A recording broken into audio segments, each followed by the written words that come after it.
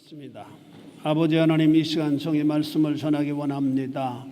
하나님의 말씀은 진리요, 하나님의 말씀은 회복의 능력이 있는 말씀이요, 고침의 능력이 있는 말씀임을 우리가 믿습니다. 아버지 말씀이 떨어지는 곳곳마다 회복의 역사, 변화의 역사, 또 고침의 역사가 일어날 수 있도록 주님 도와주옵소서. 오늘 참여하지 못한 심령들이 있습니다. 어디 있든지 간에 그들을 지키시고 권고하여 주옵소서. 예수님 거룩하신 이름 받들어 기도 올리옵나이다. 아멘. 구약시대에는 문둥병이 아주 많았습니다. 아마도 열악했기 때문에 의료 역사가 또 의료적인 부분이 발달하지 못했기 때문에도 그랬을 것이라고 생각이 됩니다. 지금도 저개발 국가에서는 문둥병 환자들이 많이 있음을 우리는 매체를 통해서 배우게 됩니다. 우리나라에도 과거에는 이 병이 아주 많았어요. 6.25 전쟁으로 가난하고 궁핍한 그런 시절의 말입니다. 지금은 거의 이제 새롭게 문둥병 환자가 나타나질 않아서 더 이상 문둥병에 대해서는 별로 국가에서 중요하게 여기지 않는다고 하는 그런 글을 읽어보았습니다. 그래서 이 문둥병 아직도 우리나라에 남아있는, 점점 줄어가고 있다고 합니다만 문둥병 환자들을 수용하고 있는 소록도에는 애환이 참 많다고 합니다. 지금까지도 소록도에는 나병 환자들을 격리 수용하고 있고 듣기로는 아직도 수백 명의 환우들이 남아있다고 합니다. 더 이상은 새로운 환자들이 생기지 않기 때문에 전에 나 환자들, 전에 걸렸던 나 환자들이 점점 줄어가고 있는 그런 추세라고 그래요. 완벽하게 건강한 사람은 거의 드물 것입니다만은 병이 있다 하더라도 함께 어우러져 살아가는 데는 불편하지 않는 병들이 대부분이다라고 하는 사실을 우리는 압니다. 그러나 이 나병은 일단 발병을 하게 되면은 옛날이나 지금이나 공동체를 떠나가야만 합니다. 아무리 부모 자녀 사이는 물론이고 다정한 부부 사이라더라도 더 이상 함께 살 수 없다라고 하는 사실 때문에 참 아주 굉장히 그 병에서도 아주 나쁜 유형에 속하는 병일 수 있다라고 하는 사실입니다. 아주 국법으로 그 나병에 걸리면은 강제적으로 떼어놓게 된다고 합니다. 그래서 다른 어떤 병보다도 사람들을 두렵게 만드는 것이 나병이다라고 우리가 생각해 볼 수 있습니다. 우리는 60, 80년 활동했던 나병 환자 출신 시인이었던 한아운 씨를 우리가 기억합니다. 보리필이나 이런 시들을 많이 줬었는데 아주 이 가슴을 절절하게 만드는 그런 시들을 많이 남겼어요. 그는 시에서 나병을 천영, 다시 말해서 하늘이 내린 벌이라고 그렇게 절규했습니다. 나병 음성의 판단을 받으면 치료가 되었음을 의미한다고 그래요. 그런 사람들은 수용소에서 나와서 집단 생활을 합니다. 저들은 함께 모여서 양계를 하고 아니면 또 양도를 하면서 생계를 유지하도록 정부에서 아마 도와주는 것 같아요. 분명히 치료되었다는 판정을 받고 세상에 나왔지만은 어디에서도 그들을 사람들이 받아주지 않는다라고 하는 사실입니다. 이유는 그들에게는 병을 앓았던 흔적들이 깊이 피부에 드리워져 있기 때문입니다. 보이지 않는 부위라면 그래도 괜찮을 텐데 대체적으로 저들이 그 나병을 앓았던 흔적이 얼굴이나 손가락 등에 흔적을 남기기 때문에 다른 사람들에게 금방 나병 환자였다고 하는 사실이 알려지게 되고, 그래서 공동체에 들어가서 섞여 살아가기가 참 힘든 병이다라고 하는 사실입니다. 이 나병 환자를 이렇게 길게 묘사했던 이유는 우리 죄도 나병처럼 심각한 후유증을 남기게 되고 뿐만 아니라 나병과 비슷한 양상을 띠고 있다라고 하는 사실 때문에 우리의 죄의 모습을 나병의 모습으로 비유하여 이렇게 나병을 자세하게 묘사하고 있다라고 하는 사실입니다. 이 시간 문둥병에 대한 영적 교훈이라고 하는 제목으로 우리 함께 살펴보면서 은혜 받는 시간이 되어질 수 있기를 바랍니다. 첫째, 나병 환자는, 문둥병자는 애통해야만 된다라고 말씀합니다. 문둥병의 특징은 발병하는 속도가 아주 무척 느리다라고 하는 특징이 있다고 합니다. 그 균은 사실 매우 아주 연약한 그런 병균이라고 그래요. 햇볕에 몇 초를 견디지 못하고 죽어버릴 수밖에 없는 아주 연약한 그런 균이라고 합니다. 그런데 일단 상처 부위를 통해서 몸속으로 들어가게 되면은 무서운 존재로 변하게 된다고 합니다. 병도 급체나 광난같이 온몸을 아프게 만들고 참지 못하게 만드는 병은 그래도 좀 낫습니다. 그러나 전혀 이상이 없는 것 같이 천천히 느낌이 별로 없이 진행하는 병이 훨씬 더 고치기가 어려운 병이다라고 하는 사실을 우리는 이해하게 됩니다. 요즘 사람들을 가장 두렵게 만드는 암이 대표적 예가 아니겠나라고 생각이 됩니다. 스스로 느끼지 못하다가 어떤 느낌이 오면은 이미 때가 늦어버림으로 말미암아 손써 보지 못하는 것이 그 암의 치명적 역사가 아니겠나라고 생각이 됩니다. 바로 문둥병의 특징이 그렇다고 합니다. 일단 병균이 몸 안으로 들어오면은 그때부터 아주 강해진다고 합니다. 그런 상태로 10년 이상을 우리 몸속에 잠복했다가 일단 발병을 하게 되면 그때는 치료하기가 아주 어려워지게 된다고 합니다. 이것은 우리의 범하는 죄의 성질과 비슷한 성격이 있다라고 하는 사실입니다. 사실 문둥병의 규례를 자세하게 말씀하신 이유는 문둥병 자체에 대한 것을 강조하기 위함이 아니라 문둥병의 특징이 죄와 매우 유사함을 가르치기 위함이다 라고 하는 사실입니다. 죄란 놈은 처음에는 아주 달콤하고 다정하게 전혀 우리에게 두려움을 주지 않는 존재로 다가옵니다.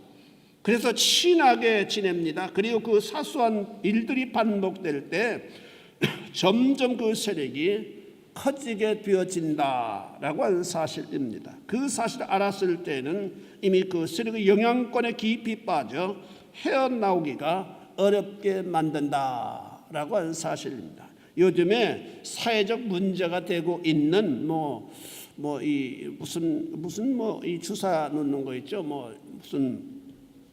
특별히 무슨 수술을 하거나 이럴 때 좀 어떤 그 좋은 느낌을 주도록 하기 위해서 주사를 놓는 포르토폴론가 그런 비슷한 그 주사가 사회적인 문제를 굉장히 야기시킨다고 합니다. 그거 한 번 맞는데 값도 얼마 안 되는 건지만은 어떤 그 즐거움을 주기 때문에 묘한 어떤 쾌감이라고 할까 어떤 그런 느낌을 주기 때문에 특별히 탤런트들이 스트레스를 많이 받는 사람들이 많이 맞게 됨으로 말미암아 나중에는 그것이 중독이 되어져서 그 주사가 없이는 살 수 없을 지경까지 이르게 되는 사람 아주 망가뜨리는 그런 약이라고 합니다. 문둥병도 그와 유사한 부분이 있다라고 하는 사실입니다. 그런데 문둥병에 걸린 사실을 알았을 때 해야 할 일은 무엇입니까? 그 나병을 주장하신 주님을 향해 애통해야만 된다라고 말씀합니다.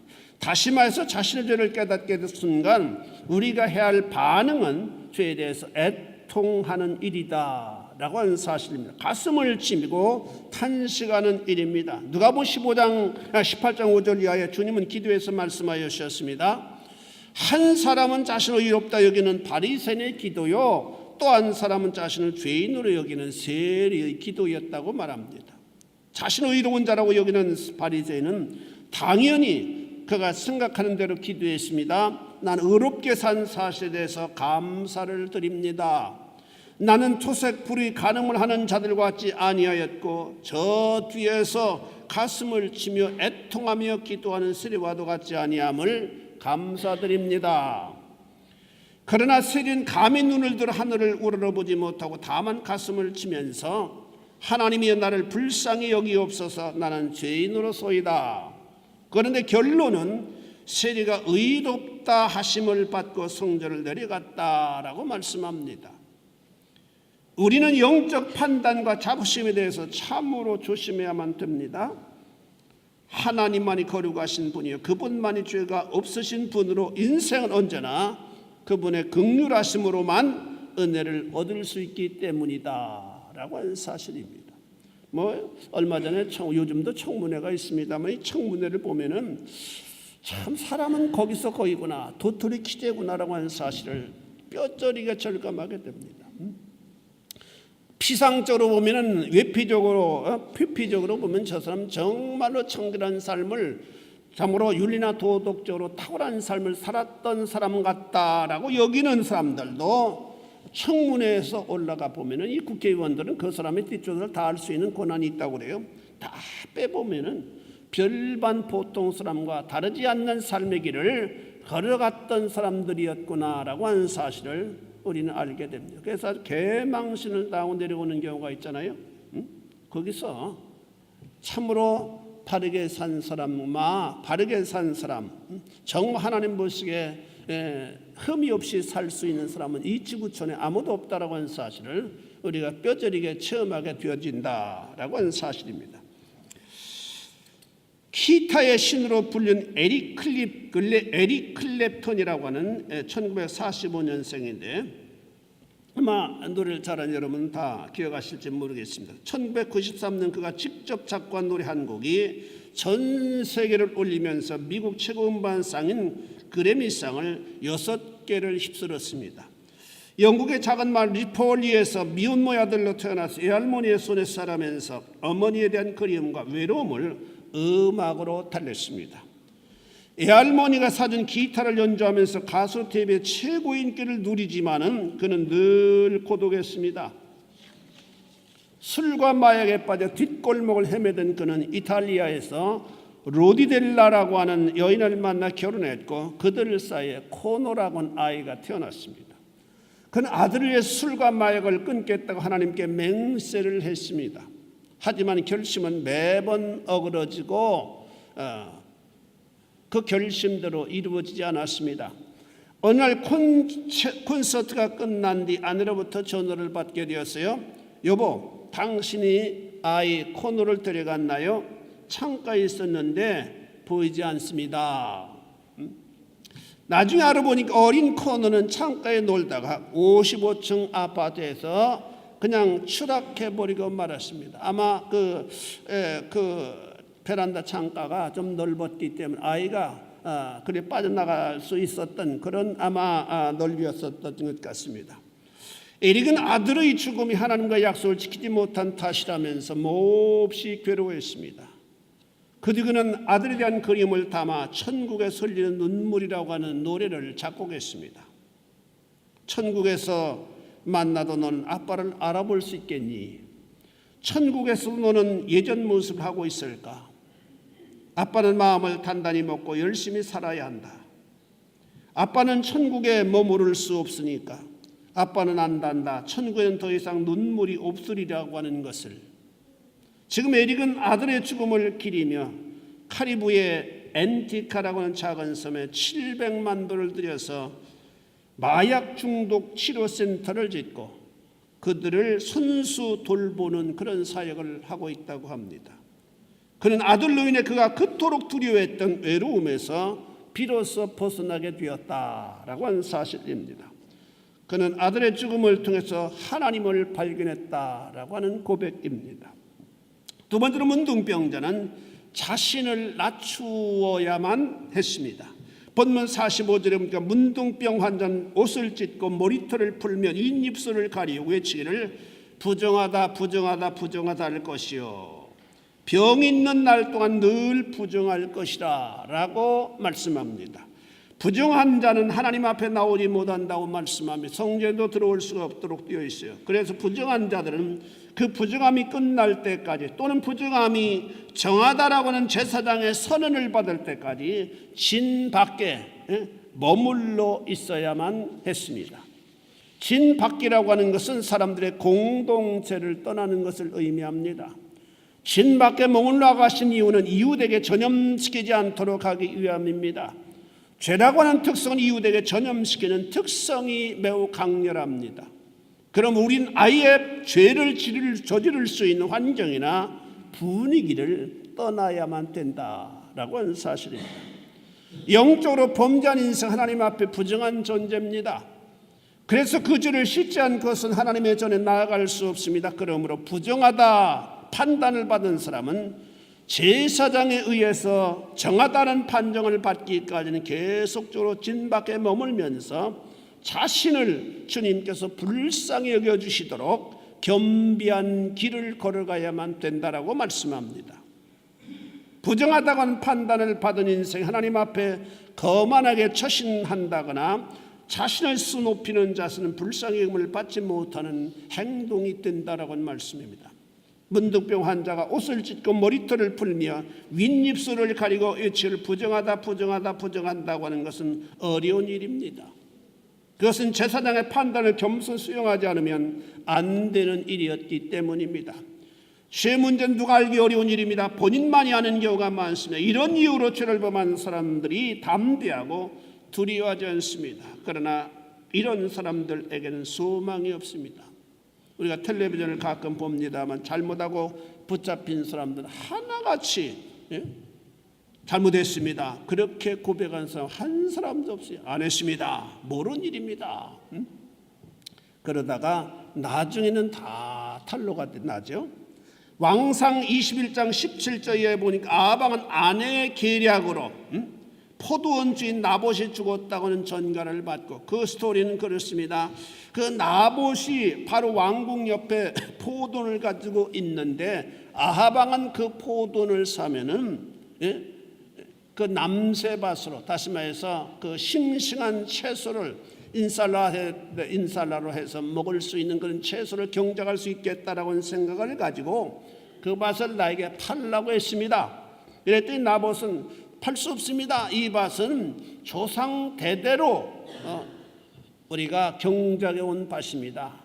이것을 판다고 하는 것은 조상의 그 생각을 이어받지 못하는 불손한 그런 행동일 수 있기 때문에 팔 수 없습니다. 비록 왕의 명령이라도 팔 수 없습니다. 그래서 그 아방은 자존심을 좀 내리고, 그렇다면 내가 그보다 더 큰 밭, 더 좋은 밭을 줄 테니까 바꾸자 그랬는데도 아하방은 거절했습니다. 나봇은 거절했습니다. 이건 조상이 물려준 밭이기 때문에 내가 임의로 할 수 없는, 우리 자손 대대로 지켜나가야 될 그런 밭이기 때문에 안 됩니다.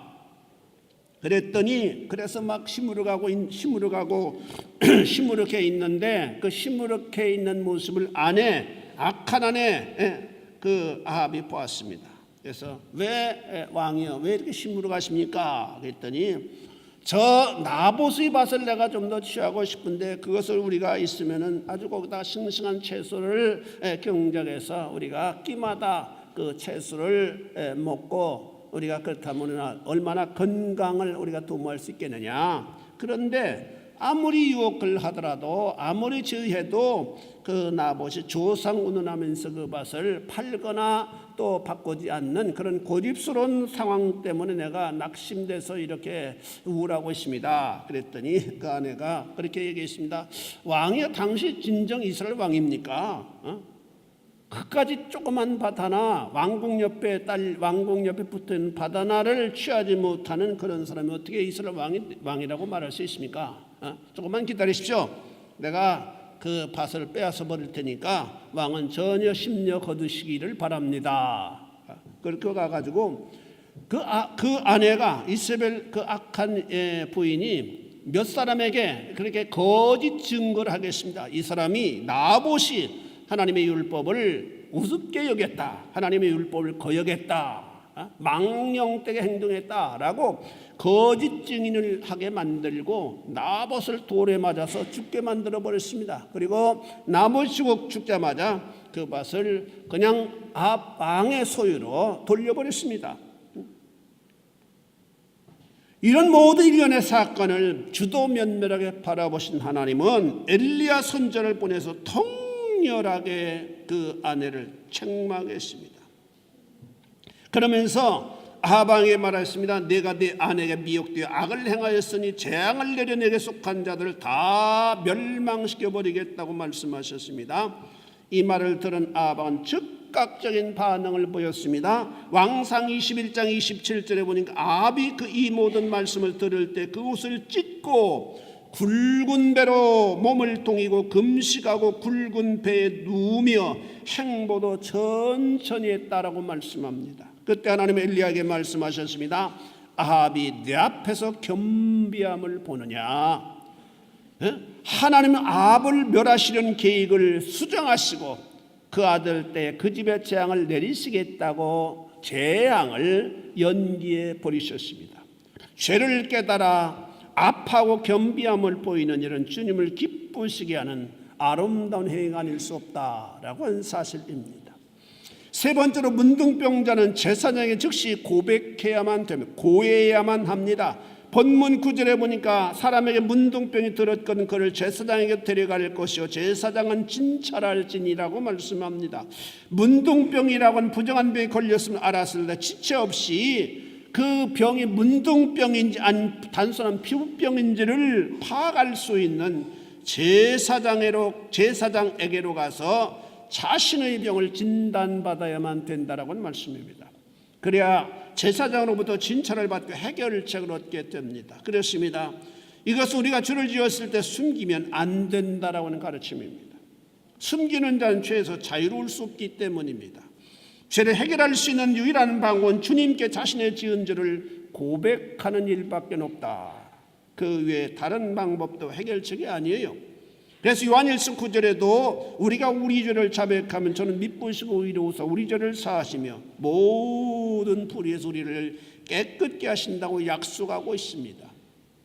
주님께서 우리의 영적 질병을 치료하시는 의사가 되시는 분입니다.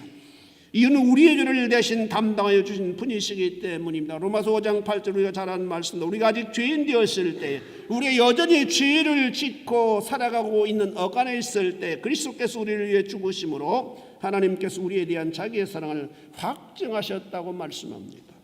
그럼 우리는 연약한 죄를 범할 때만 날 위하여 대신 십자가를 짊어진 주님께로 나와 지은 죄를 자복해야만 된다라고 하는 사실입니다. 사랑하는 성도 여러분, 이 시간 우리는 문둥병의 규례를 통하여 도전을 받았습니다. 문둥병 구약시대 사람들을 두렵게 만들었던 질병입니다. 그 병은 아무도 모르게 몸속에 들어와 발병을 일으키고 그때부터 사람들을 부정한 존재로 낙인 찍게 만드는 병입니다. 이것은 우리가 연약하여 범하는 은밀한 죄의 형태와 비슷한 양상이 있다고 하는 사실입니다. 문둥병에서 새어나오기 위해서는 주님의 긍휼하심을 덧입는 방법밖에 없다고 하는 사실입니다. 그 방법으로는 애통해야만 되고 자신을 겸비하게 낮추는 삶을 살아가야만 되고 제사장에게 고백해야만 된다고 하는 사실을 가르칩니다. 사랑하는 성도 여러분, 하나님은 문둥병의 규례를 자세하게 가르쳐 주셨습니다. 문둥병은 마치도 우리의 범하는 죄와 비슷한 속성이 있는 병이기 때문입니다. 우리가 의식하지 못한 순간에 죄를 범하는 것처럼 문둥병도 우리가 의식하지 못한 순간에 침투를 해서 우리를 고통스럽고 괴롭게 만드는 질병입니다. 또한 한 번 침투하면 완치하기가 어려운 것처럼 죄의 문제도 그렇습니다. 한 번 빠져들게 되면 회복하기가 아주 힘들게 되어진다라고 하는 사실입니다. 그것은 오로지 예수 그리스도의 보혈을 통해서만 씻을 수 있게 됩니다. 우린 얼마나 넘어질 수 있어요? 그때마다 우리에게는 복음이 있습니다. 우린 죄를 범할 때마다 이 세 가지를 기억하여 실천하심으로 말미암아 언제나 회복하는 성도 여러분들이 되어질 수 있기를 바랍니다. 우리의 연약함을 인정하심으로 주님만 의지하는 성도 여러분 되어질 수 있기를 주님의 이름으로 축원해 드립니다. 기도하시겠습니다. 자비하신 아버지 하나님, 주님의 은혜를 감사를 드립니다. 우리 험한 세상을 살아가는 어간에 수없이 우리를 넘어뜨리기 위해서 동분서주하는 사단의 아버지 하나님이여 발작적인 공격 앞에 우리가 아버지 하나님이여 참으로 대해야 되는 상황이 굉장히 많이 있습니다. 나도 모르게 죄의 유혹에 넘어지는 수밖에 없는 참으로 우리는 연약한 존재들입니다. 아버지 하나님이 그럴 때마다 우리의 돕는 자가 되어주신 예수 그리스도를 바라보게 하나님 인도하여 주시고 혹 죄로 말미암아 넘어졌다 할지라도 좌절하거나 절망하지 말고 날 위하여 십자가상에 달려 돌아가신 예수 그리스도를 바라보고 그에게 우리를 자백함으로 말미암아 우리가 죄에서 해방받을 수 있는 심령들이 되어질 수 있도록 주님이여 도와주옵시기를 바라옵고 원합니다. 항상 이렇게 주님과 참으로 아름다운 관계를, 소통한 관계를 유지함으로 말미암아 언제나 성령 충만한 성도의 삶을 구가할 수 있는 심령들이 되어질 수 있도록 주님 축복하여 주옵소서. 예수님 거룩하신 이름 받들어 기도 올리옵나이다. 아멘. 우리 찬